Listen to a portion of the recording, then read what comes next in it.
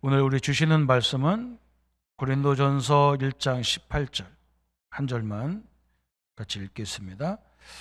십자의 도가 멸망하는 자들에게는 미련한 것이요 구원을 받는 우리에게는 하나님의 능력이라. 아멘. 네, 안녕하세요. 김석현 집사입니다. 오늘 특강을 준비하면서 어떤 내용을 담아야 되는지 되게 기도를 많이 했습니다.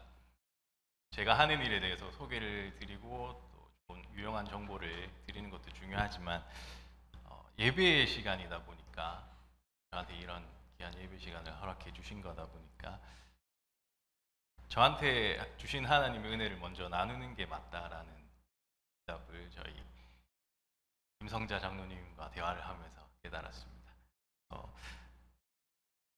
솔직히 저는 이 직업을 굉장히 하기 싫어했거든요. 제발 이 일만은 하지 말게 해달라고 하나님한테 하소연을 하면서 하나님은 이 직업을 통해서 셀 수 없는 걸 허락해 주셨습니다. 그래서 그 은혜를 먼저 나누고 뒤에 가서 여러분들이 꼭 아셔야 되는 그런 정보들을 말씀드리도록 하겠습니다.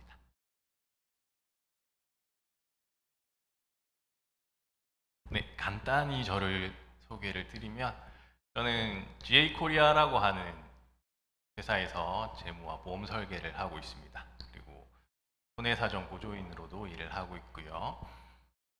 MDRT라는 마크가 보이실 건데 저거는 전 세계 보험 재무 설계사들 명예 전당입니다. 그래서 한국에는 2천여 명 정도 있고요. 저는 미국 협회, 한국 협회에 등록이 되는데 하나님 은혜로 8회째 등록을 하고 있습니다.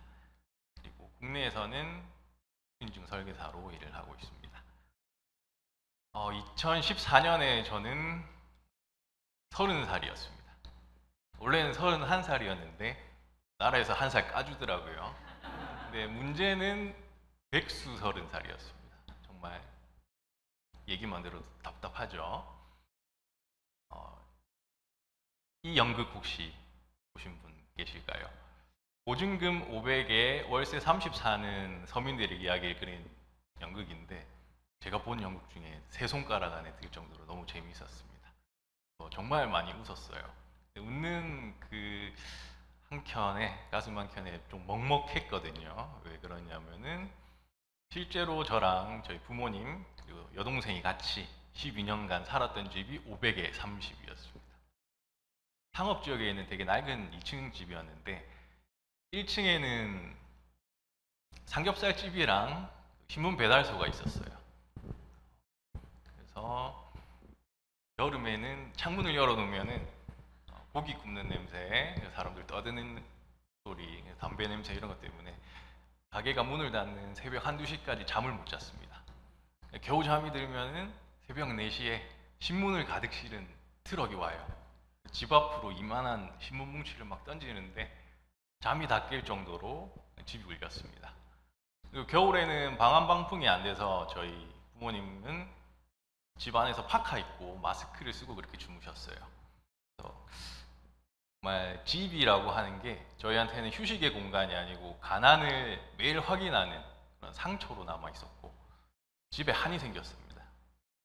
그래서 저는 고등학교 3학년 때부터 아르바이트를 했어요. 제 머릿속에는 온통 가난에서 탈출하는 게 목표였고 그냥 돈에 집착하면서 머릿속이 온통 돈 버는 생각밖에 없었습니다. 물론 제가 아르바이트를 하고 이렇게 버는 돈으로 저희 집에 그런 가난을 탈출하는 그 정도의 돈을 전혀 벌 수는 없었는데 그래도 저는 일단 이렇게 일을 하면서 돈 버는 것 자체가 너무 재밌고 신났습니다. 나는 지금 돈을 벌고 있으니까 이런 생각으로 신나게 일을 했습니다. 그래서 요셉 같은 마음으로 내가게다 생각하고 열심히 했거든요. 그랬더니 우리 사장님이 좀 좋게 봐주셔가지고 2호점을 낼 건데 석현이 네가 군대 갔다 오면 한번 맡아서 해봐라 이런 제안을 주셨습니다. 그래서 저는 신나는 마음으로 군대를 갔습니다. 왜냐면 갔다 오면 피자집 사장이 될 거니까 근데 하나님이 군대에서 인생을 바꿔버리셨어요. 제가 일한다고 군대를 되게 늦게 갔거든요. 많은 친구들이 전역하는 23살에 군대를 갔는데 하나님이 신기하게도 또 여기를 보내셨어요. 여기는 전투부대가 아니고 군 행정을 하는 본부죠. 도저히 제가 갈 곳이 아니었습니다. 여기 오는 사람들은 사법고시 합격자, 법무사, 회계사, 세무사, 또 아이비리그 같은 좋은 대학을 다니는 언어 능력자들이 오는 곳이었는데, 또 여기에도 육체 노동을 할 사람이 필요하죠. 저는 여기 온갖 노가다를 다 맡아서 하는 체육시설관리병으로 갔습니다. 저희 내무실에는 운동하는 사람들만 다 모여 있었거든요. 배드민턴, 테니스, 하나이글스 투수도 있었고요. 그런 사람들만 모여 있는데도 저만 고졸인 거예요. 조금 팔리기도 했고 환경이 이러다 보니까 공부를 하게 됐습니다. 그래서 병장 때 군복을 입고 수능 시험을 치러 갔어요. 하나님 은혜로 영산국립대 영어 영문과에 가게 됐는데 여기 과대가 되게 성실하고 믿음직하고 제가 과대라서 정말 다행이다라는 생각을 했었는데 알고 보니까 저희 교회 와서 알게 됐어요. 이영애 김미진 장로님 아들 이현준 집사랑 같이 제가 학교 생활을 했더라고요. 네, 여기 와서 알게 됐습니다.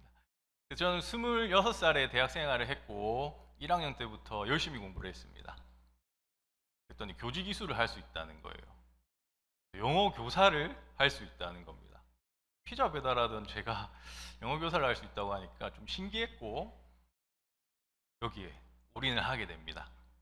하나님 은혜로 교환학생도 가게 돼서 2학기 동안 정규 수업을 받으면서 영어가 상당히 많이 늘었어요.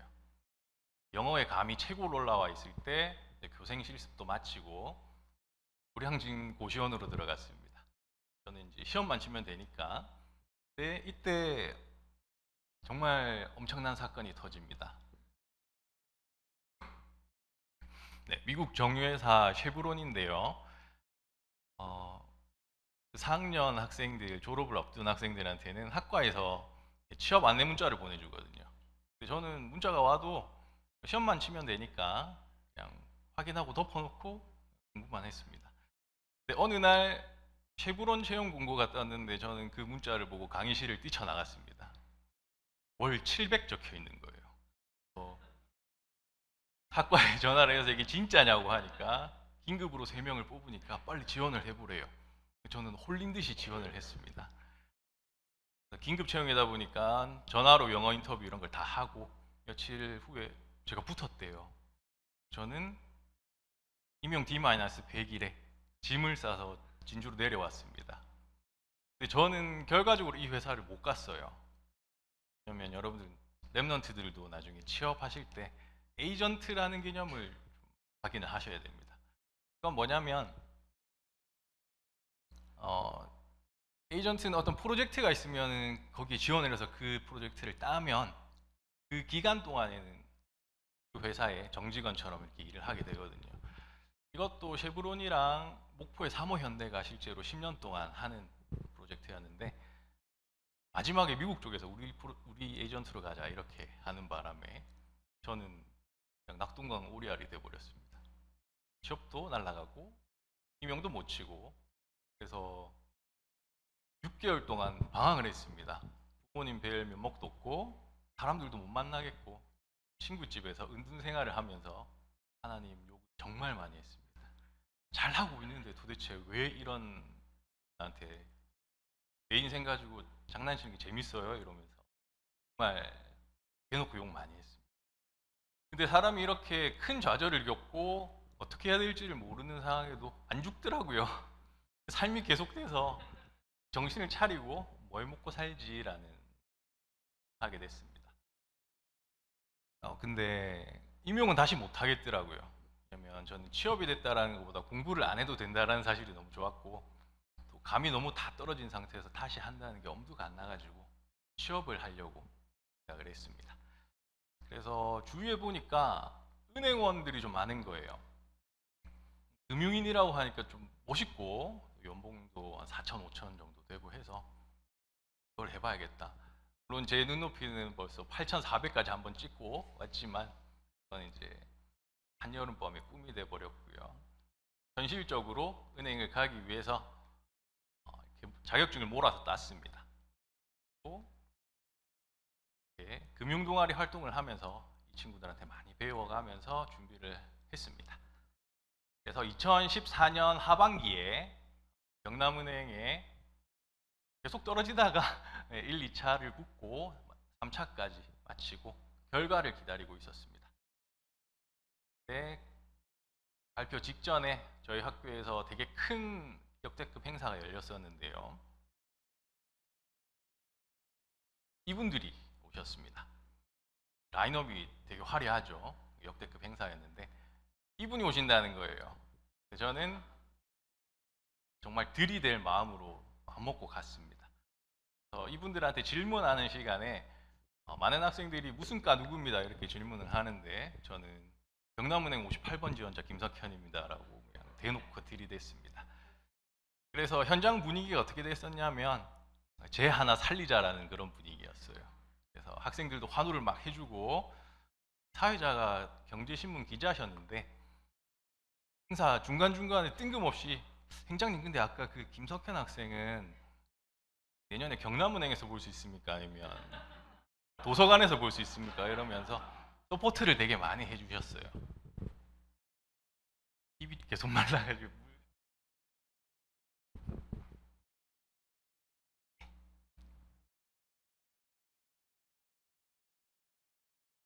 많은 분들 앞에서 서니까 긴장이 많이 됩니다.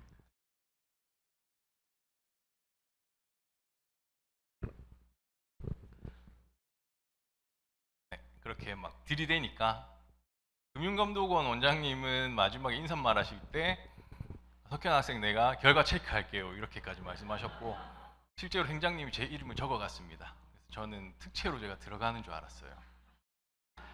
제가 그렇게 들떠있을 때 뜬금없이 러브콜을 보내시는 분이 있어요. 바로 이분인데요. 미래에셋생명 사장이자 미래에셋그룹 전체의 부회장입니다. 이분이 김석현 학생 너무 마음에 든다. 혹시 경남은행 떨어지면 우리 회사로 오세요. 내가 키워줄게. 이렇게 얘기를 하는 거예요. 그 당시에 들었던 생각을 제가 그대로 말씀드리면 저 인간이 미쳤나라는 생각이 들었습니다. 정말 싫었거든요. 보험회사를 나한테 오라고. 너무 불쾌했습니다. 첫 번째 공통점이 나오죠. 부정적 인식. 정말 너무너무 싫어했고 복음도 마찬가지로 요즘에 좀 이상한 목사님들 때문에 대놓고 그러죠. 개독이라고 그럽니다. 저희한테. 그런 식으로 부정적 인식이 있죠. 근데 이분이 저한테 막 러브콜을 보내셨는데도 저는 이상한 사람 보는 그런 눈빛으로 그 사람을 혐오하는 눈빛으로 막 봤었는데 하나님이 허락하신 만남의 축복은 항상 중요하게 생각해야 된다는 걸 오늘 통해서 알게 됐습니다. 저는 결과적으로 PCA생명이라는 곳에 입사를 했는데 몇 년 후에 미래셋이랑 합병이 되더라고요. 중이 절이 싫어서 안 갔는데 절이 따라왔습니다. 그래서 이분이 이제 합병되는 시기에 전국에 본부를 돌면서 명예전당 FC들이랑 면담하는 시간이 있었는데 몇 년 만에 다시 뵀어요. 혹시 기억하세요? 하니까 어디 경남은행 안 가고 왜 여기 있냐 이러시는 거예요. 그래서 되게 민망했던 기억이 있는데 저희 모교 대하고등학교랑 경제교실 MOU 체결을 할 때 굳이 서울에서 또 진주까지 오시더라고요. 알고 보니까 저희 고등학교 선배셨습니다. 그래서 특강도 직접 해주시고 선생님들이랑 따로 식사 자리도 마련해 주시고요. 회사에서 여행을 보내주는데 괌에도 오시고 삿포로도 오시고 계속 보게 되는 거예요. 근데 이분 덕분에 정말 많은 혜택을 얻었습니다. 미래에셋 본사에서 이런 인식이 퍼지기 시작했습니다. 부회장님이 진주를 계속 가시고 진주지점 행사에 참여를 하고 석현이라는 설계사를 되게 아낀다라는 소문이 돌다 보니까 두 회사가 합병을 하면 합병을 당하는 쪽 회사는 지점이 통폐합이 많이 되거든요. 그래서 실제로 창원이나 부산 같은 이런 큰 도시에 있는 지점도 많이 지점이 사라졌었는데 진주는 끝까지 살아남았습니다. 그래서 PCA 동료들이 진주 지점은 김석현 덕분에 못 건드린다라고 얘기를 많이 했는데 저 때문이 아니고 저 안에 계신 하나님 거죠. 네, 다시 타임라인으로 돌아와서 저는 불합격을 했습니다. 분위기가 이 정도까지 되면 좀 붙여줄 만도 한데 이 행장님은 인사권에 1도 개입하지 않으시는 정말 청렴한 분이셨거든요. 그래서 저는 답이 없는 인생이라고 느꼈습니다. 이런 무게가 저를 짓누르고 있는데 도저히 다시 일어날 힘이 없는 거예요. 그냥 데려가 달라고 기도했습니다. 그랬더니 이제 하나님께서 인간에게 보여줄 땅, 지시하는 땅으로 가라라고 30 당시 나이로 2살 때 저한테 드디어 직업을 주셨습니다. 그래서 저는 하나님 인자하심을 느꼈습니다. 여러분들도 평소에 하나님 인자하심 많이 느끼시죠? 저는 여러분들이 매일 느끼신다고 확신합니다. 내 생각에는 분명히 진작에 됐어야 되는 건데 하나님은 인자하시더라고요.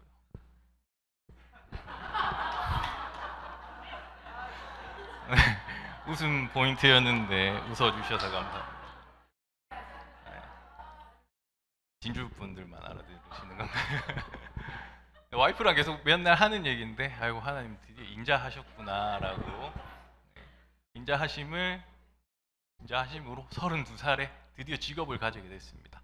여기를 가라고 하시는 거예요. 보험회사 아닙니까? 한국 진출명은 PCA 생명인데 너무 싫었어요. 그래서 이게 최선이냐고 하나님한테 나 안 하게 해달라고 이렇게 기도를 했습니다. 그리고 간다고 해도 한국에도 대기업이 많고 유명한 회사도 많은데 왜 하필 여기입니까? 정말 우리가 일명 듣보잡이라고 하죠. 듣도 보도 못한 잡것 회사로 가라고 하시는데 근데 이 회사로 간 거는 정말 말 표현 그대로 신의 한 수였습니다. 하나님의 한 수였는데요. 보험 설계가 아니라 전 이 회사에서 재무 설계를 배웠습니다.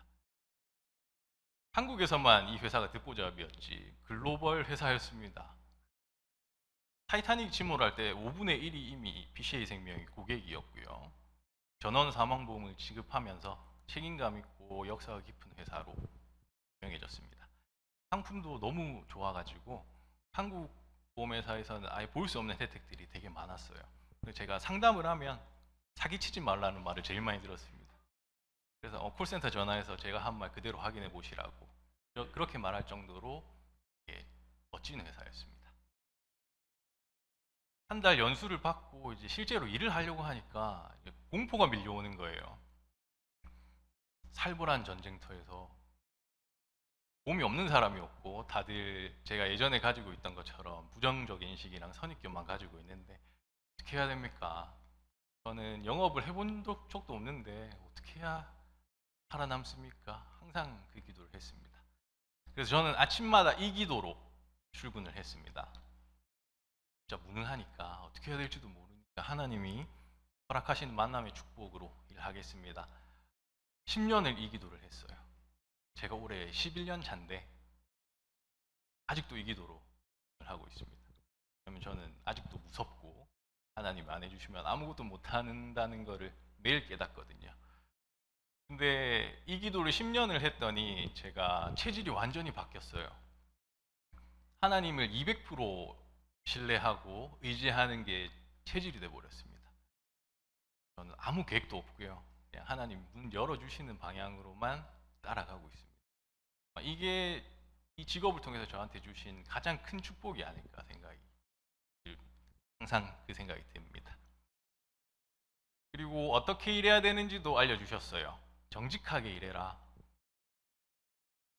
설계사들이 보험 리모델링 해드릴게요 하면서 와가지고 보험을 다 때려 부숩니다. 기존에 좋은 보험도 있고 지금은 가입할 수 없는 보험들도 있는데 자기 실적 때문에 그냥 다 깨버려요. 4만 원, 5만 원 하면 되는 그런 보험들도 15만 원, 20만 원 가까이 이렇게 비싸게 해오는 경우도 많아서 저는 하나님이 이 말씀을 주셨기 때문에 제 거라고 생각하고 좋은 거는 다 놔두고 필요한 것만 설계를 해드리고 있습니다. 그리고 양 한 마리도 잃어버리지 않았던 다윗처럼 저한테 허락하신 만남의 축복을 통해 허락하신 이들을 단 한 명도 보험금을 못 받거나 덜 받는 일이 없도록 제가 열심히 공부를 하고 있고 또 직접 보험금 지급 심사팀이랑 대면을 하면서 한 번도 지금까지 못 받아들인 적이 없습니다. 그리고 방법도 가르쳐 주셨어요. 10년 전이긴 하지만 많은 분야에서 SNS 마케팅을 되게 많이 했거든요. 근데 이 업계는 안 하더라고요. 그걸 한번 해봐야겠다. 하나님이 지혜를 주신 거죠. 그래서 이걸 활용을 했더니 영업을 한 번도 해본 적 없는 저한테 플랫폼을 만들어 주셨습니다. 그러니까 먼저 가서 이렇게 가입을 해주세요. 이거 한번 보세요. 이런 말을 정말 못 하거든요. 하기도 싫어하고요. 왜냐면 너무 많이 시달리셨잖아요, 지금까지. 그래서 저까지 그렇게 하기 싫어서 말을 잘 안 하는데 SNS를 통해서 일을 하다 보니까 전혀 모르는 분들이 저한테 먼저 연락을 주시고 상담을 해서 실제로 맡겨주시기도 했습니다. 그래서 이런 지금 보시는 이 화면에서도 제가 이전부터 알던 사람은 딱 2명밖에 없어요. 되게 신기한 경험들을 많이 하면서 신나게 일을 했습니다. 그리고 이렇게 일하는 게 업계에서도 조금 신기해 보였는지 공모전에서 상도 주고요. 실제로 연재가 되기도 했습니다.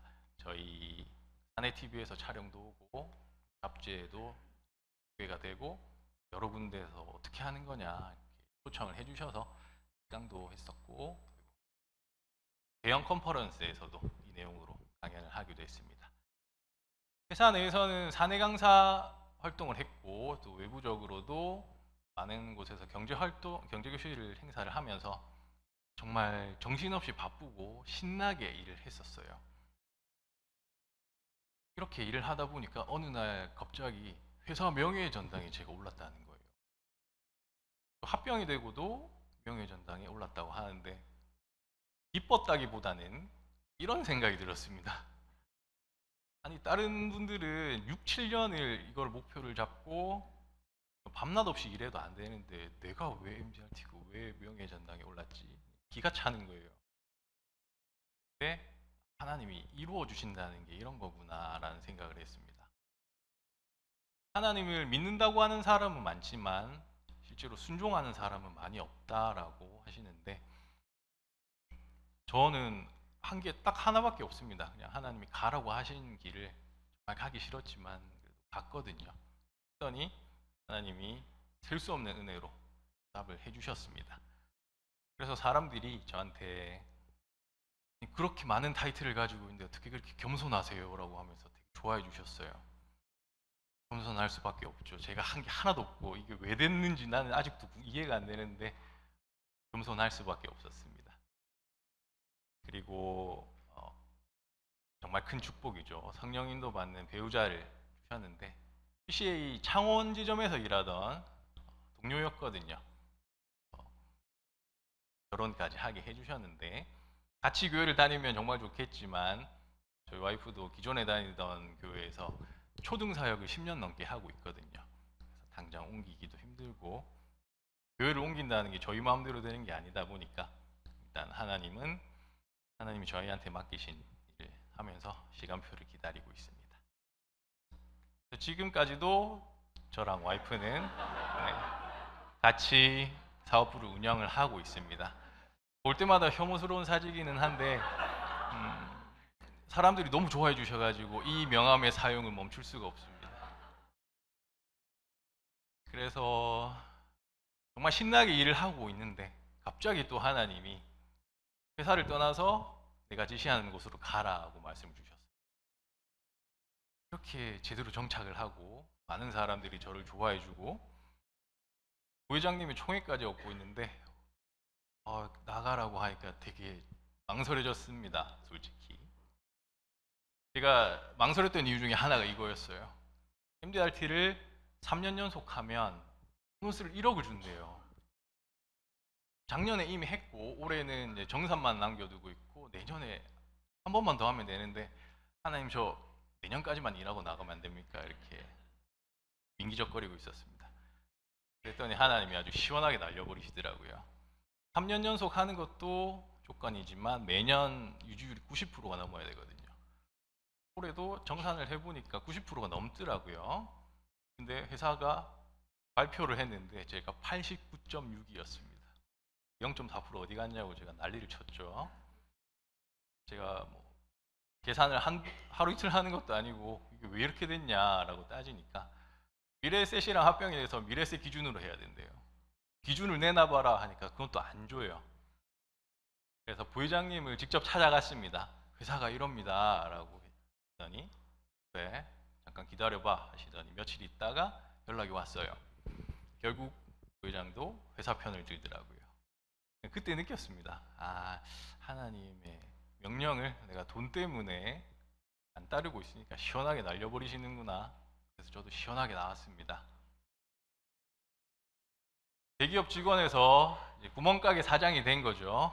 대리점을 저희 와이프는 합병되는 그 순간에 먼저 나와서 창원에서 대리점을 오픈을 했었고 저도 회사 소속으로 진주에 사무실을 냈는데 너무 막막한 거예요.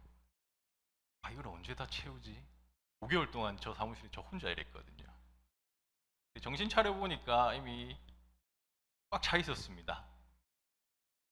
올해 2월에는 하나님이 2배가 넘는 규모의 사무실로 이사를 하게 해주셨어요. 탕비실이 있는 게 너무 감사한 일입니다.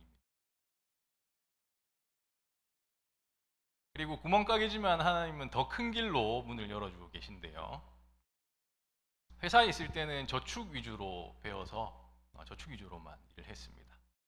기본 보장성 보험은 대충 알았었는데 이렇게 보험 대리점을 하면서 모든 보험을 다 취급하다 보니까 굉장히 넓어졌고요. 실무를 통해서 많은 경험을 쌓았습니다. 그리고 하나님이 청구와 보상을 통해서 를 많이 해주고 계신데 실제로 보험회사들이 여러분들이 생각하는 것 이상으로 안 주거나 덜 줍니다. 당연히 줘야 되는 것까지 안 주거든요. 왜 그렇게까지 하냐면 이 보험금 지급심사팀은 회사에서 나가야 되는 보험금을 줄이거나 안 주면 그렇게 해서 회사에 이윤을 남기면 그걸로 인사고과에 반영이 되고 보너스를 받고 해외여행도 보내주고 이런 구조입니다. 이분들은 이 사람들 일하는 거예요. 근데 저한테 맡기신 그 고객들 이렇게 하는 건 저는 용납이 안 되더라고요. 이상하게 거기에 사명을 가지고 제가 대신 싸웠습니다. 근데 이제 지급심사팀이 설계사들을 되게 많이 무시하거든요. 이거 뭘 아냐? 이거 왜 나대냐? 이런 뉘앙스로 되게 말을 많이 하는데 너네들이 무슨 대단한 공부를 그렇게 하길래 사람 무시하냐? 나도 그 공부 한번 해볼게 라고 해서 시작해서는 안 될 공부를 해버렸습니다. 보험업계 변호사라고 하는 손해사정사 시험인데요. 1차 합격률이 30%고 2차는 1차를 뚫은 사람들끼리 경쟁하다 보니까 15%밖에 안 됩니다. 작년에 시험을 쳤습니다. 당당하게 합격했습니다라고 말씀드렸으면 좋았을 텐데 불합격을 했습니다. 총점 9점 차이로 불합격을 해가지고 다시 또 1년의 시간이 흘러서 28일 후에 2차를 또 치러 갑니다. 원래 6월 달은 5주 동안 매 주말마다 모의고사를 치거든요. 서울에서. 지금 제 경쟁자들은 피 터지게 모의고사를 치고 있을 시간인데 저는 여기서 하나님과 은혜를 나누고 있습니다. 세상적으로 봤을 때는 솔직히 저도 걱정이 좀 되긴 하거든요. 하나님께서 책임져 주실 거라고 믿습니다. 말씀드려놨는데 저로 좀 큰일입니다. 근데 이렇게 시험을 준비하면서도 하나님이 만남의 축복을 주셨는데요. 이분이 제가 강의를 듣는 대한민국에서 제일 큰 손해사정 학원의 교수님이십니다. 손해사정사가 3가지 영역이 있는데 하나도 따기가 힘들거든요. 근데 최초로 세 가지를 모두 취득하신 종합손해사정사 등록번호가 1번이죠. 저분이 진주에 계신다는 겁니다. 어떤 느낌이었냐면 한문철 변호사가 진주에 있는 기분이었어요. 그래서 또 들이대로 갔죠. 제자입니다 이러면서 찾아가서 제가 이런 일을 하는데 혹시 같이 일해 보실 생각 없으시냐? 이분이 며칠 고민하시더니 같이 하자고 하시는 거예요. 그래서 저희는 구멍가게지만 종합손해사정사 1호가 설계부터 손해사정까지 다이렉트로 해줄 수 있는 그런 구멍가게가 됐습니다. 마이크는 퇴사를 한 사람이라서 제가 했습니다. 그리고 1차 시험 합격자다 보니까 정식으로 보조인으로 등록을 해주셔가지고 같이 많이 배우면서 일을 하고 있습니다. 그리고 설계사 때는 이런 제의가 안 왔었는데 손해사정도 같이 하다 보니까 신문에 기고도 적으로 하고 있고요. 그리고 법인 컨설팅이라는 게 있는데 많은 설계사들의 꿈입니다. 법인 컨설팅을 하는 건. 근데 현실적으로 쉽지는 않아요. 회사 대표님들을 알아야 되고 또 그분들도 얼마나 많은 설계사들한테 시달리셨겠어요. 저도 꿈만 꾸고 있었는데 이 사람을 통해서 문을 열어주셨습니다. 제 친구입니다. 고등학교 친구인데요. 본인 보험 때문에 저를 찾아왔어요. 근데 고등학교 이후에 처음 본 친구여가지고 무슨 일을 하냐고 물어보니까 영농법인 컨설팅을 하고 있었습니다. 10년 넘게 전국 탑 수준으로 하고 있어가지고 영농에 대해서 얘기를 나누다 보니까 저희가 해줄 수 있는 게 또 있더라고요. 그래서 친구랑 업무 협약을 맺어서 이번에는 저 친구가 회사를 옮겨서 모자이크를 했습니다.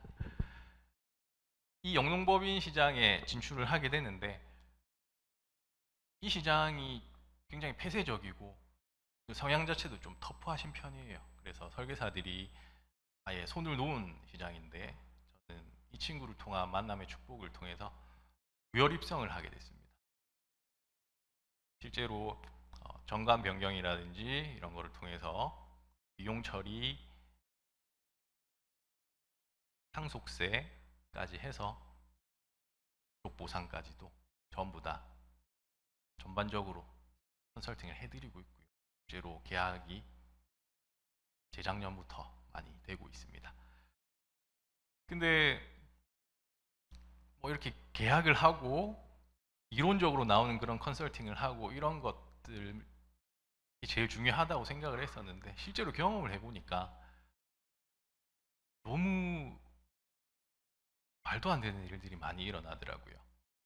영농시장의 규모가 상상을 초월합니다. 큰 농장 같은 경우에는 한 달에 사료 거래량이 60억이더라고요. 딴 세상 이야기였고 이렇게 규모가 크다 보니까 사단의 자녀들이 정말 악랄하게 역사를 하더라고요. 이 대표님이 조금 이제 위독한 것 같다라고 하니까 그 회사의 밑에 있던 책임자가 격리랑 짜고 페이퍼 컴퍼니를 만들어서 회사의 자금과 물량을 다 빼돌리고 있고 이런 거를 실제로 경험을 하다 보니까 컨설팅보다는 정말 믿을 만한 사람을 두는 게 제일 중요하다는 생각을 많이 했습니다. 전혀 상상도 못했던 것들을 많이 경험할 수 있어서 하나님께 감사하고 있습니다. 그래서 하나님이 가라고 하신 길에 순종했더니 많은 축복을 주셨는데요. 제가 피자 배달할 때 11조를 5만 원 정도 했던 것 같아요.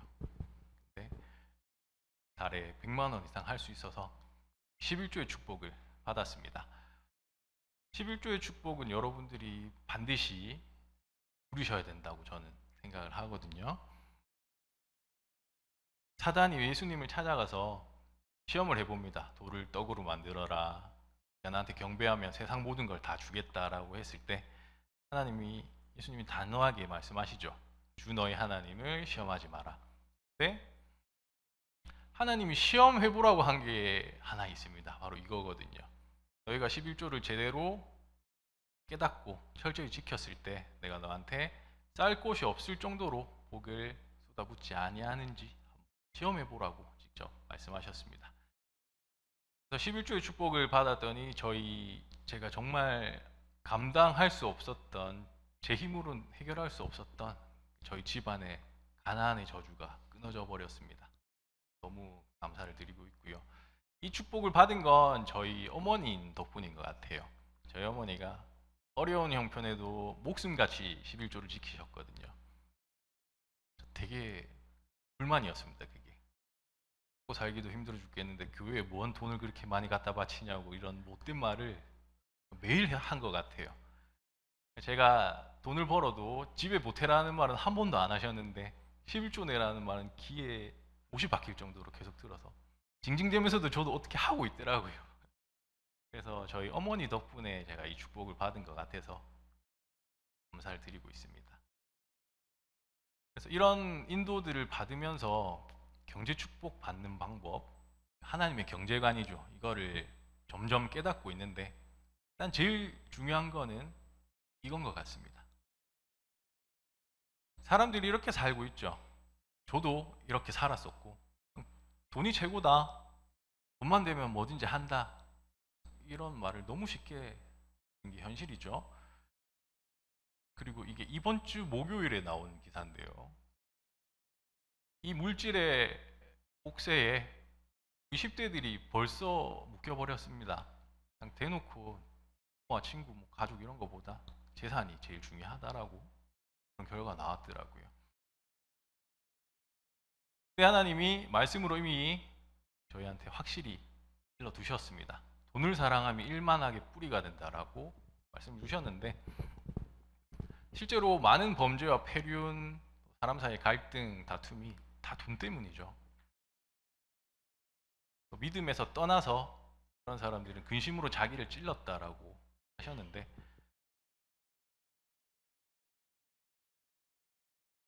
하나님보다 돈이 더 우선인데 올바르신 하나님이 어떻게 주시겠어요? 주고 싶어도 주는 순간에 하나님을 떠나서 스스로 파멸할 거를 너무 잘 아시기 때문에 주실 수가 없죠. 이거를 깨닫고도 저는 또 순간순간 넘어지고 돈 걱정하고 돈에 집착하고 너무 연약한 인간이라서 또 그러고 있더라고요. 하나님이 또 말씀을 주셨습니다. 제발 돈 좀 사랑하지 마라. 있는 바를 족한 줄로 알고 살아라. 제가 10년 동안 연봉의 변화가 거의 없어요. 하나님한테 따지듯이 기도를 한 적이 있는데, 제 동료들은 계속 발전을 하고 몇 배로 더 성장을 하는데 저는 왜 이 모양 그대로입니까? 그랬더니, 그래서 저는 외부에서 보기에는 억대 연봉자라고 하는데 예전이랑 다르게 살질 않아요. 왜냐면 제가 싱글일 때는 저희 집을 정상계도 올린다고 거의 지출을 많이 했고, 결혼하고 나서는 저희 가정, 부모님, 장모님까지 케어를 해야 되다 보니까 세 가정이 먹고 살기 정말 딱 맞는 금액을 주고 계시더라고요. 그래서 네가 풍족하게 쓰라고 내가 경제를 허락한 게 아니고 지금 너희 가정에 필요한 금액이 이 정도이기 때문에 주는 거다라고 이 말씀을 통해서 깨닫게 해주셔서 있는 바를 족한 줄로 알고 살고 있습니다. 그리고 그 밑에 말이 더 중요하죠. 하나님이 저희를 결코 떠나지 않고 버리지 않으시기 때문에 필요한 순간에 필요한 만큼 채우실 거고, 하나님의 시간표가 되면은 원하시는 만큼의 경제를 허락해 주실 거라고 저는 확신하고 있습니다. 이런 생각이 들더라고요. 돈 자랑하는 사람 제가 정말 많이 봤습니다. 근데 세상에 자랑하면 안 되는 세 가지를 저는 알고 있어요. 돈, 노래, 축구. 이 세 가지를 잘하는 사람이 너무 많더라고요. 헌금 자랑하는 사람은 없나? 물론 헌금이 자랑할 건 아니지만 이렇게 드러나게 되잖아요. 하나님이 이 책을 읽게 하셨습니다. 록펠러가 어렸을 때 이런 기도를 했대요. 너무 멋있지 않습니까? 실제로 추정하는 11조만 최소 17조라고 합니다. 이 사람의 그 당시의 자산이 127조였대요. 172조였대요. 그리고 5천 개 가까운 교회를 세웠습니다. 소름 돋을 정도로 너무 멋있어서 한국에도 이런 사람이 있을까라는 생각을 했는데 이 책을 통해서 이분을 알게 됐습니다. 뭐 빚이 50억이 있었는데 이제 그거를 초월하는 헌금을 한, 지금도 헌금 많은 양의 헌금을 하고 있는 분인데, 다른 건 다 떠나서 일단 헌금에 있어서만큼은 이 사람이 저의 영적인 롤 모델입니다. 그리고 이분은 저를 전혀 모르지만 혼자 라이벌로 생각하고 있습니다. 동시대를 살아가는 사람이다 보니까 하나님, 저 이 사람보다 헌금 더 많이 하게 해주세요라는 기도를 계속 하고 있거든요. 그래서 이렇게 하나님이 원하시는 경제관을 조금씩 배워가고 있어서 감사한 마음으로 일을 하고 있습니다. 그리고 제일 좋았던 순간이죠. 드디어 이사를 하게 됐습니다. 제가 제일 하고 싶었던 게 겨울에 집에서 반팔 입고 있는 거였거든요. 그걸 하게 돼서 너무 감사했고요. 몇 년 후에는 청약 당첨되게 해주셔가지고 저희 부모님 지금 아파트에 살고 계십니다. 결혼하고 나서는 저희 부부에게 꿈같은 집을 허락을 해주셨어요. 그래서 너무 감사하다고 기도를 드렸더니 하나님이 응답하셨습니다. 석현아, 축하한다. 좋겠다. 근데 나는 머리 둘 곳이 없네 라고 말씀하시는 거예요.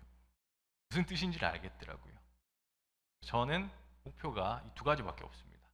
다른 거는 별로 흥미도 없고 관심도 없습니다. 저는 이 두 가지 상처가 상당히 깊었거든요. 항상 사람이 삐딱했고 예민했고 상처에서 빠져나오지를 못했어요.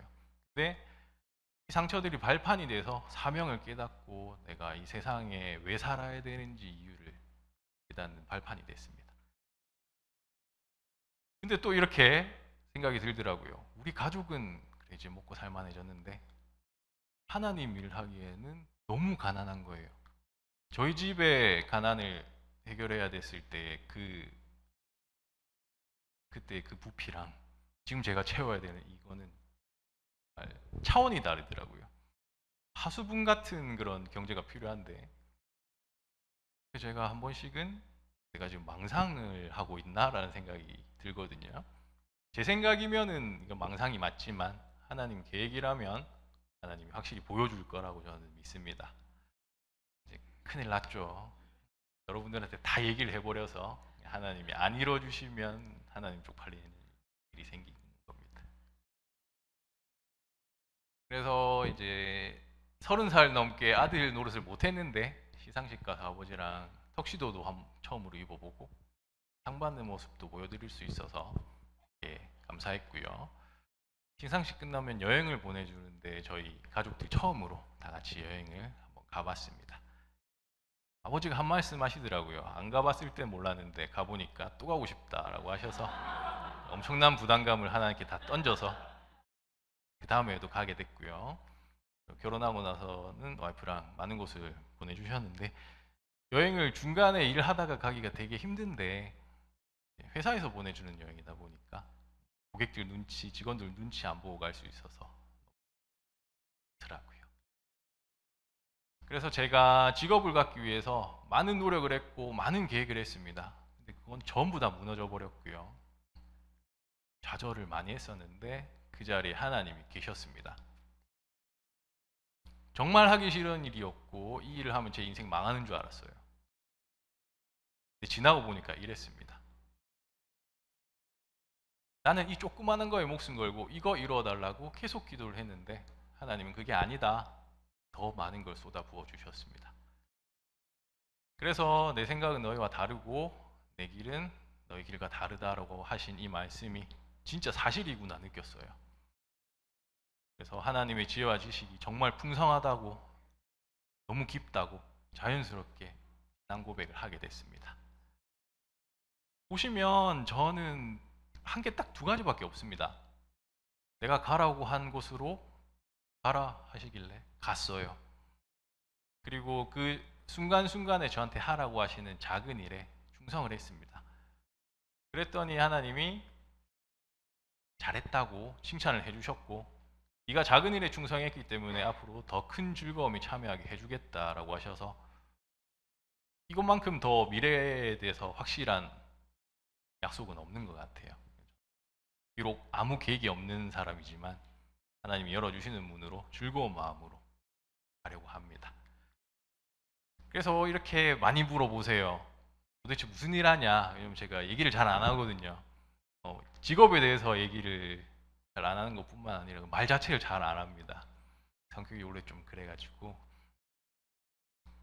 그래서 오늘 보여드리면 재무 설계 업무를 처음으로 배워서 하게 됐는데요. 개인부터 개인 사업자, 법인까지 재무 설계를 하고 있습니다.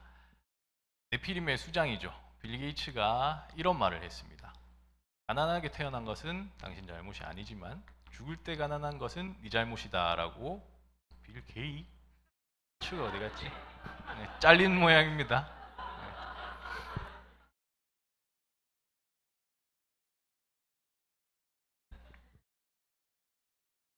되게 멋진 말인데 또 무서운 말이에요. 근데 이런 생각을 하는 사람이다 보니까 네피림의 수장이 또 됐겠죠. 여러분들 이거를 꼭 아셔야 되는데요. 나는 평생 얼마를 쓸까라는 생각을 해보신 분을 제가 10년 동안 2분 봤어요. 이게 우리가 숨만 쉬면 일어나는 인생의 5대 이벤트거든요. 나 결혼 안 할래 하는 순간 몇 개가 날아가겠지만 그래도 일반적으로 이 5가지 일이 다 일어납니다. 그래서 각각의 필요 자금을 쭉 적어보면 20억이 넘습니다. 제가 제 마음대로 적은 거 아니고요. 고객님들이랑 상담을 하면서 그분들이 말씀하신 거 적어보면 대부분 20억이 넘습니다. 근데 우리가 숨만 쉬고 살아갈 수는 없잖아요. 하고 싶은 게 되게 많은데 전부 다 돈 들어가는 겁니다. 그래서 이런 평생의 자금을 내가 얼만큼 필요한지를 알지를 못하면 준비를 당연히 못하겠죠. 그래서 이 이벤트들이 갑자기 나에게 닥치면 그 순간이 오면 부랴부랴 빚을 내고 대출을 받고 하기 때문에 평생 돈에 쫓겨서 살 수밖에 없더라고요. 제 경험이기도 하고요. 제가 상담했던 많은 분들이 그렇게 하고 있어서 이거를 오늘 집에 가서 한번 해보시기를 저는 꼭 강추를 드립니다. 이 드라마에서 재밌는 게 나왔는데요. 돈을 그러면 어떻게 모아야 되냐라고 생각을 했을 때 태기가 이 당시에 80년대에 우승 상금으로 5천만 원을 타옵니다. 그래서 마을 사람들이 모여서 막 회의를 해요. 너는 음마아파트 사라, 삼성 주식 사라 이러는데 성동일이 은행원이었어요. 아유 은행에 넣어놔라. 네, 금리가 조금 떨어져서 15%밖에 안 하지만 이렇게 얘기를 합니다. 실제로 1980년 12월에 보시면 예적금 금리가 이랬습니다. 기억나시는 분 있으시죠? 근데 지금은 80년대에 10분의 1밖에 안 됩니다. 코로나랑 전쟁 때문에 저렇게 비정상적으로 순간적으로 올라간 적은 있지만 다시 또 내려가고 있거든요. 제가 일하는 내내 평균 1.5%에서 1.75 정도 됐습니다. 2021년에는 실제로 0.75까지 제로 금리를 찍었어요. 그래서 7위 법칙을 적용을 해서 내 돈이 2배 되는데 걸리는 시간을 계산을 해보면 예전에 15%일 때는 5년이 채 안 걸렸습니다. 그래서 제 부모님 세대는 은행만 이용을 하셔도 5년도 안 돼서 금액을 계속 2배로 불려 나갈 수 있었어요. 1.5% 적용하면 48년 걸립니다. 여기서 조금만 내려가도 50년이 넘어버리죠. 은행만 이용하신다는 건 이제 불가능한 일이 됐습니다. 미국, 일본은 이런 선진국은 제로금리거든요. 실제로 제가 미국에서 본 은행의 모습인데 사람이 없습니다. 딱 2명 있거든요. 안내데스크랑 지점장. 하는 업무는 이 2가지밖에 없습니다. 그리고 제가 19년에 일본을 갔었는데 특판이라고 나온 게 이렇게 대대적으로 광고를 하고 있더라고요. 전 이게 11%인 줄 알았습니다. 다시 가까이 가서 보니까 0.11인데 이게 특판이라고 광고를 하고 있더라고요. 그래서 실제로 선진국은 예금 적금 금리가 거의 없고요. 근데 이 쥐꼬리만한 이자를 주면서 세금은 또 15.4%나 떼갑니다. 뭘 이렇게 많이 떼가냐라고 하실 수 있지만 비교를 해보시면 한국은 정말 낮은 편입니다. 근데 한국도 이만큼 높이겠죠. 선진국화돼야 된다면서. 그래서 이제 사회초년생들이 월급을 받으면 부모님들이 쓸데없는 거 하지 말고 은행에 넣어라 이렇게 말씀을 하시죠. 실제 상담을 해보면 이런 대답을 많이 들어요. 근데 이렇게 돼버리면 21세기 인재가 80년대 저축을 하는 겁니다. 그래서 제가 꼭 부탁드리고 싶은 건 여러분들 자녀들이 여러 가지 금융 상품을 경험하는 데 있어서 절대 제한을 두면 안 된다라고 꼭 부탁을 드리고 싶어요. 지금은 예전처럼 은행에만 넣어서는 안 되기 때문에 여러 경험을 통해서 금융 지식을 쌓고 경험을 쌓아야 됩니다. 네, 그래서 이렇게 단기, 장기, 중기, 비상금까지 해서 세세하게 나누고 그 목적에 맞는 적합한 상품에 가입하는 게 제일 중요하거든요. 보험회사만 가입하세요, 증권사만 가세요, 이런 거 전혀 안 되고요. 무조건 다 분산으로 하셔야 됩니다. 실제로 제가 고객이랑 같이 만들어 보는 현금 흐름표인데요. 이 친구가 10년 전에 20대 초반이었어요. 20대 초반이지만 용접이라는 기술을 가지고 있어서 연봉이 상당했습니다. 돈이 하나도 안 모였다고 저한테 울먹이면서 찾아왔거든요. 그러면 이렇게 짠 대로 한번 해볼래요? 하니까 해보겠다고 굳은 결심을 했습니다. 이 친구가 4년 후에 저한테 맡겨둔 계좌에만 이 정도의 금액이 모였습니다. 그리고 이제 세월이 지나서 이 친구도 30대가 되고 결혼을 하고 자녀가 생겼거든요. 최근에 저한테 보낸 카톡인데 투자를 알게 됐다. 저축만 했었는데 투자를 알게 돼서 너무 고맙다라고 얘기를 합니다. 근데 투자를 저보다 더 잘해요. 그저께는 제가 이 친구한테 물어봤습니다. 얼마나 잘하냐면 주식을 정말 열심히 공부를 해가지고 2천만 원씩 날리고 그런 적도 있거든요. 1억을 4억으로 만들기도 하고 정말 더 잘하더라고요. 대출 없이 결혼을 했습니다. 저도 못 해본 건데 저는 정말 영끌을 해서 결혼을 했거든요. 네, 실제로 대출 없이 결혼했고 넣은 돈보다 더 많은 수익이 나서 더 많이 뺐었고 그런데도 남아있는 금액에서 계속 수익이 나고 계속 관리해줘서 고맙다, 사랑한다라고 훈훈하게 끝났습니다. 그래서 이 재무 설계가 이론으로만 배울 때는 솔직히 저도 반반이었는데 이렇게 같이 고객이랑 나이를 먹어가면서 서로의 삶을 보면서 확인을 해보니까 정말 중요한 거더라고요. 그리고 오늘 제가 드리는 정보 중에 제일 강조하고 싶은 게 연금입니다. 여러분들 월급을 매달 이렇게 받으시죠? 매달 같은 날에 받으시는데 회사의 사정이나 계절적 요인 때문에 월급을 이렇게 받으신다면 어떻게 하시겠어요? 어떻게 하시겠어요?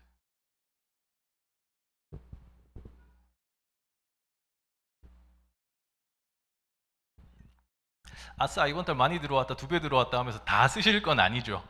네. 짝수달에 써야 될 금액을 다 떼놓고 그렇게 생활하실 겁니다. 다 동의하시죠? 다 동의하시죠? 맞죠? 네. 여러분들이 정확하게 반대로 살고 계십니다. 우리 인생에 소득이 없는, 월급이 없는 시기가 반드시 오거든요. 근데 이 경제 활동기에 벌어들이는 수입을 다 쓰고 계세요. 전혀 월급 없는 달을 대비하지 않고 계십니다. 장수 리스크라고 하죠. 100세 시대라고 하는데 우리 할머니 100세야 해도 별로 안 놀랍니다. 건강하시네 이러고 넘어가는 시대가 돼버렸어요. 오래 사는 거는 당연히 축복이지만 돈 없이 오래 사는 거는 재앙이다라는 말을 많이 합니다. 여러분들 이 두 가지 중에 어떤 게 되고 싶으세요?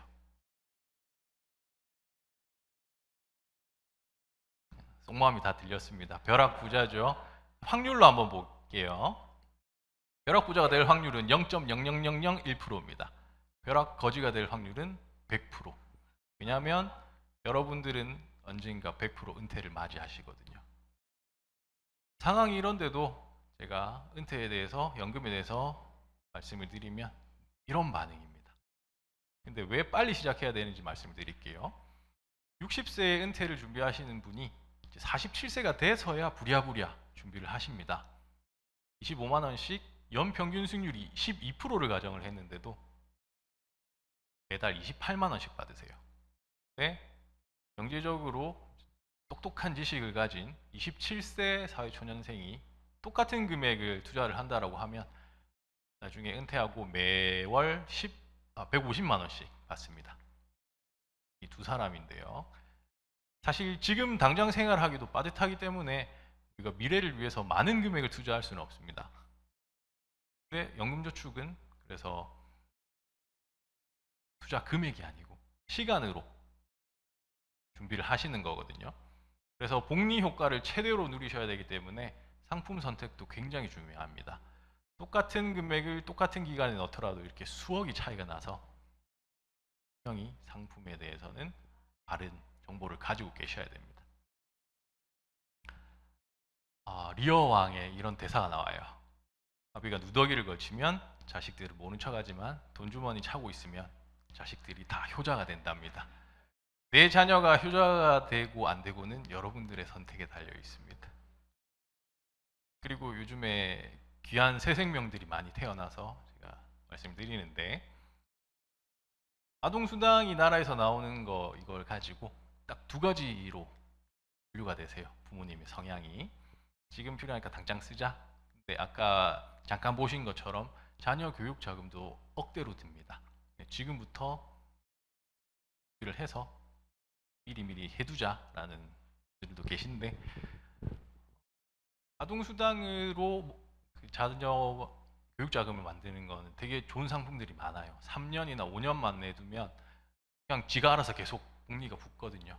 그래서 고등학생이나 대학생이 될 때쯤에는 130%에서 140%까지 확정으로 나오는 그런 상품들도 많은데 3년만 납입하면 되는 거는 그저께 갑자기 그 회사에서 판매를 종료해 버렸어요.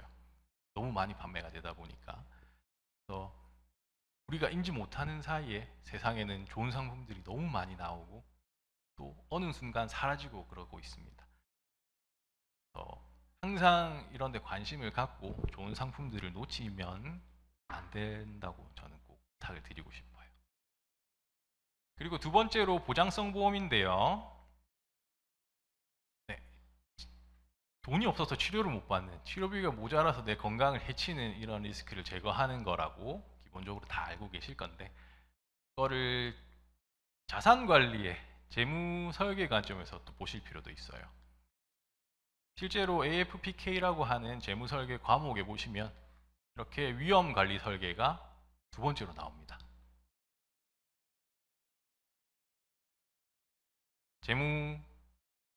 재무에 영향을 미치는 보장성 보험의 가장 첫 번째 체크 포인트는 갱신형입니다. KBS 소비자 리포트에 나온 자료인데요. 하필이면 피해자가 진주 사람이었어요. 흔히 집에 암이 잘 걸리는 가족력도 있고 해서 되게 무서워하시고 공기 좋은 곳에서 사시면서 건강관리 각별히 주의하고 생활을 하고 계셨습니다. 그래서 무서우니까 암보험도 넣어두셨어요. 갱신형이라서 3년 있다가 27%가 뛰어버리는 겁니다. 이분이 아무 걱정 없이 살고 있는데 내가 지금 암에 걸리면 이 보험회사 때문이라고 하소연을 하세요. 전화로 가입하신 건데 전화로 가입한 보험은 녹취가 남거든요. 확인을 해보니까 나는 될 수 있으면 돈을 더 안 내고 싶다.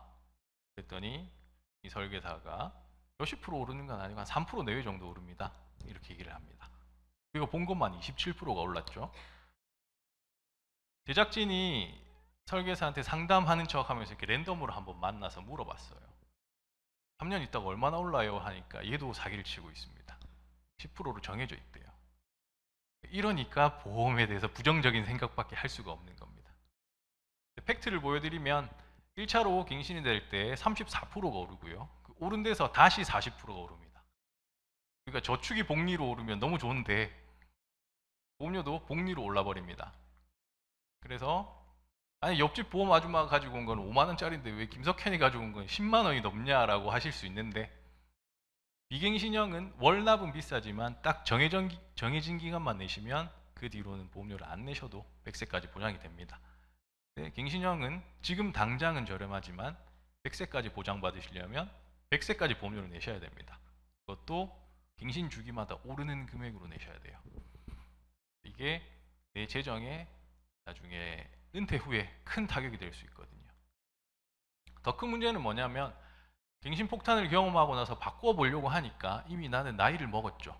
그래서 그 금액으로 안 됩니다.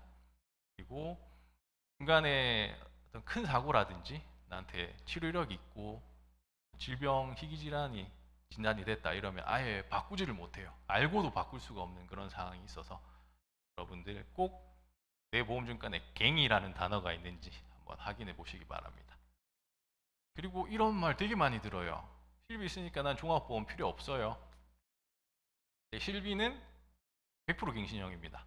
나와 있는 모든 상품이 갱신형인데 80세까지 보장받으려면 방금 말씀드린 대로 계속 보험료를 내야겠죠. 근데 금감원 발표 자료를 보면 15,000원짜리 보험이 나중에 80세 60만 원이 될 수 있다고 합니다. 그러면 내가 국민연금 100만 원 겨우 받는데 여기서 병원에 안 가도 매달 60만 원을 실손 의료비로 내셔야 됩니다.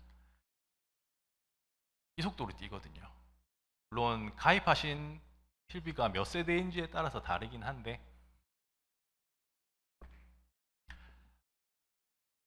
우리가 또 60세 이상의 병원을 제일 많이 가죠.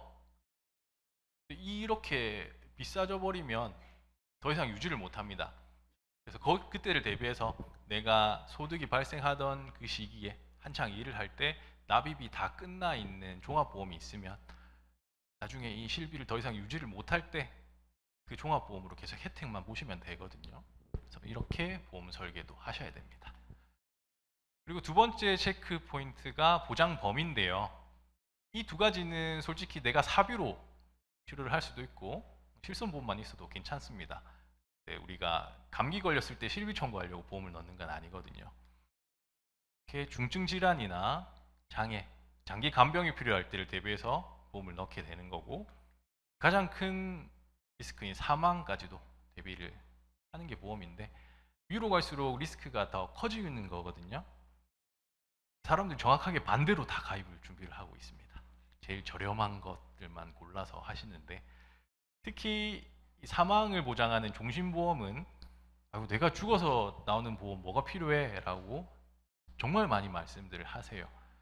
근데 그거는 일단 우리 가족에 대해서 너무 무책임한 말이고 물론 가족 보장이라고 하는 그런 기본적인 상품의 역할도 있지만 유대인들은 또 이 사망보험금을 가지고 자기 가문을 재벌로 만들고 있습니다. 유대인의 경제학을 보시면 손자가 만 15세가 되면은 사망보험금을 가입할 수가 있거든요. 그러면 이 친구가 평생 1억을 보장받는데 20년 동안 총 2천만 원을 내면 됩니다. 월납으로 한 7, 8만 원 정도 하거든요. 할아버지가 만약에 사망보험금 1억을 남기고 가신다면 이 손자는 2천만 원의 5배인 1억을 일시납으로 다 내버립니다. 그리고 평생 5억을 보장을 받게 되죠.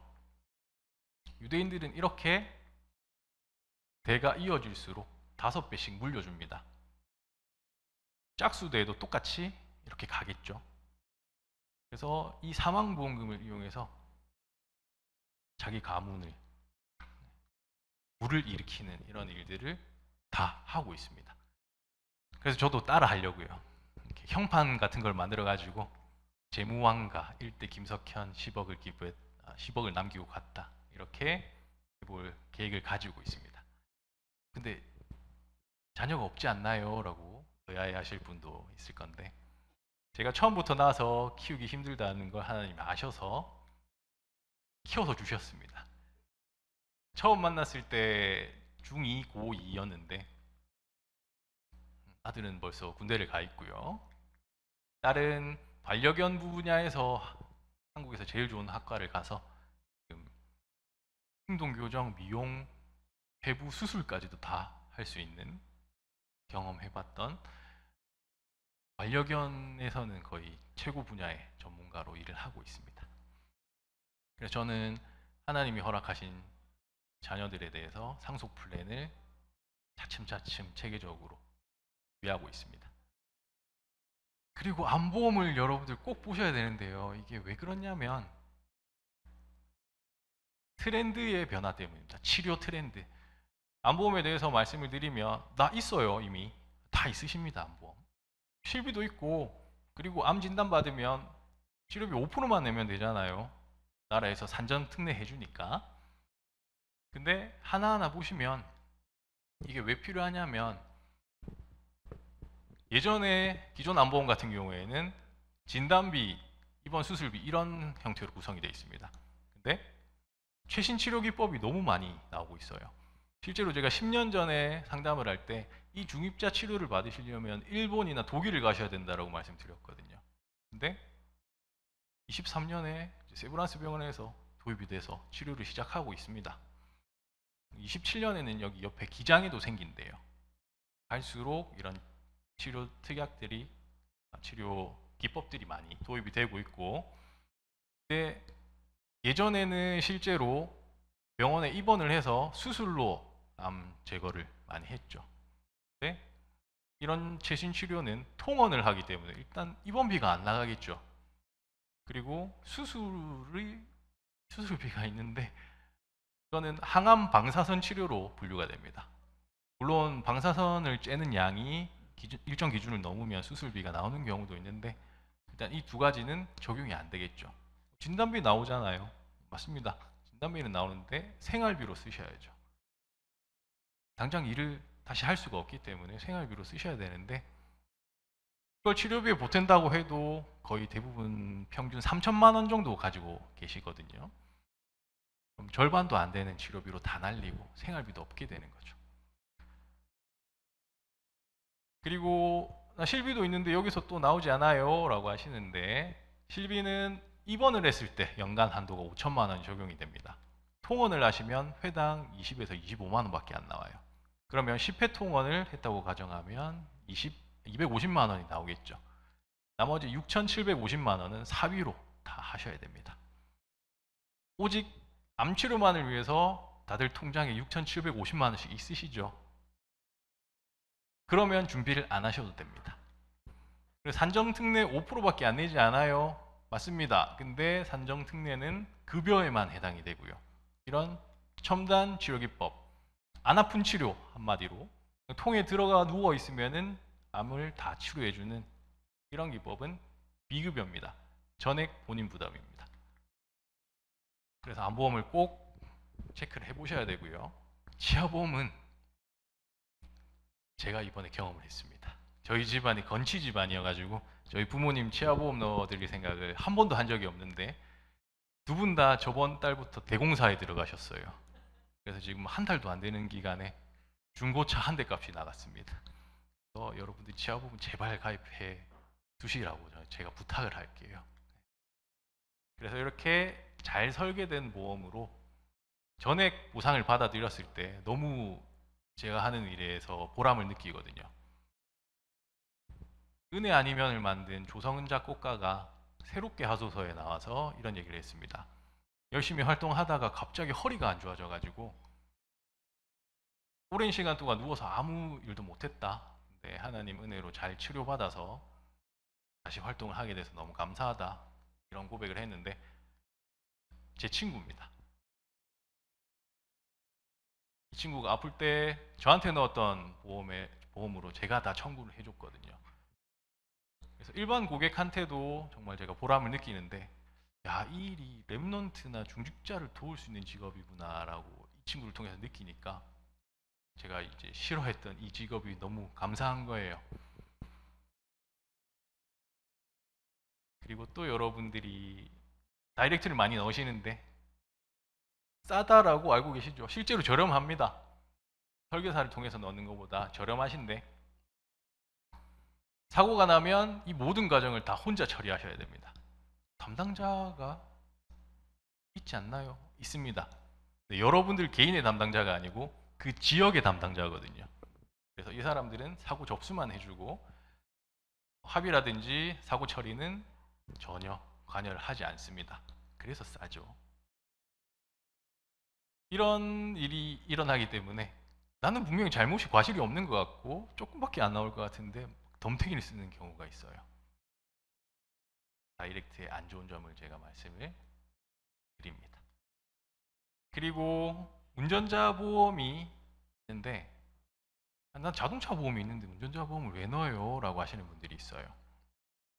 근데 이거 두 개는 완전히 다른 개념입니다. 자동차 보험은 상대방 피해를 배상해 주기 위해서 넣는 보험이고요.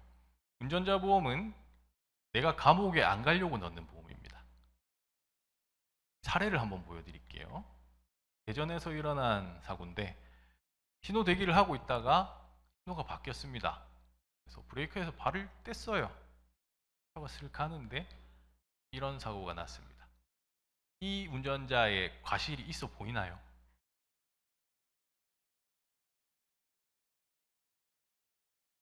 과실 없죠? 전방 주시 잘 하고 있었고 과속이나 이런 거 한 것도 없고 그냥 브레이크에서 발 뗐습니다. 근데 할머니가 와서 이런 사고가 이런 횡단으로 나게 됐습니다. 과실이 없는데 이 사람은 징역형을 살게 됐습니다. 왜 그럴까요? 일단 자동차 종합보험에 가입을 하면 교통사고 처리 특례법이 적용이 돼서 검찰에 기소가 안 됩니다. 근데 예외적으로 중상해나 사망사고가 일어나게 되면은 형사 합의를 하셔야 돼요. 이 사람 운전자 보험이 없었거든요. 형사 합의금 줄 돈도 없고 생각해보니까 열받는 거예요. 내가 뭘 잘못했냐 이러면서 강경하게 나갔는데 그 결과는 징역형이었습니다. 제 친구가 한 명 있는데 이거랑 되게 비슷한 사고를 당했다고 해야 되나 냈다고 해야 되나 이런 사고의 운전자였거든요.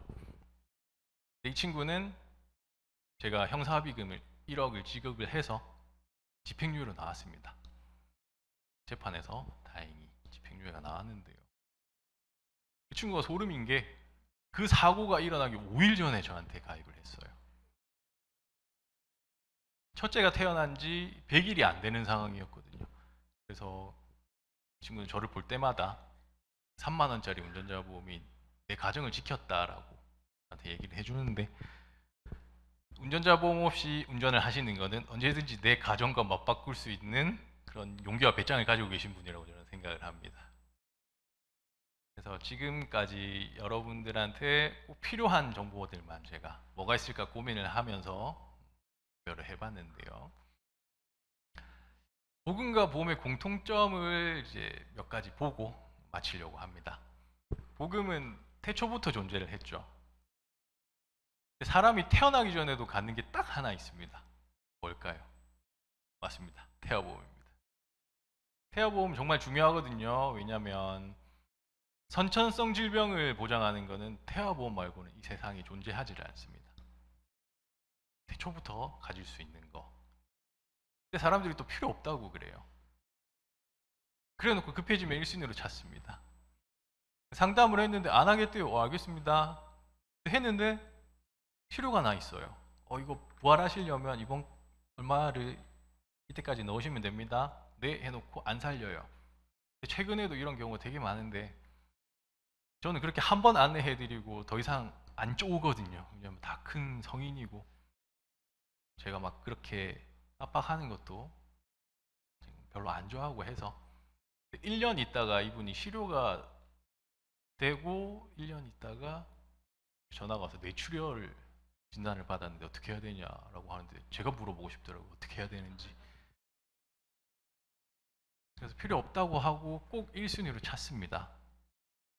많은 다른 종교인들도 급해지거나 아니면 죽음이 임박하는 급작스러운 순간이 오면 하나님이라고 한다고 하죠. 되게 비슷하더라고요. 그리고 보험이 나쁜 게 아니었습니다. 회사나 설계사가 하는 짓 때문에 싫어했는데 저도 많이 오해를 하고 있었죠. 이 종에 대해서.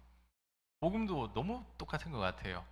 복음 자체가 나쁜 게 절대 아닌데 요즘 뉴스에 항상 나오는 그 이상한 목사님들 같은 그런 분들 때문에 욕을 먹고 있는 것 같습니다.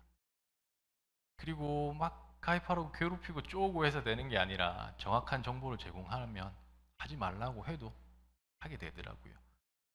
복음도 우리가 현장에서 정확하게 하나님의 신분과 권세를 누리면 전도는 저절로 되어질 거라고 확신하고 있습니다. 그리고 많은 성도들과 믿는 자들이 있지만 하나님은 각 시대마다 인원보다는 머릿수보다는 제대로 된 사람을 들어서 사용을 하셨죠. 저희 사업부가 그래서 인원이 별로 없습니다. 되게 소규모인데 사람 한 사람 올 때마다 이 사람이 제대로 일할 수 있게끔 끊임없이 교육을 하고 트레이닝을 하거든요. 인원은 별로 중요한 게 아닌 것 같습니다.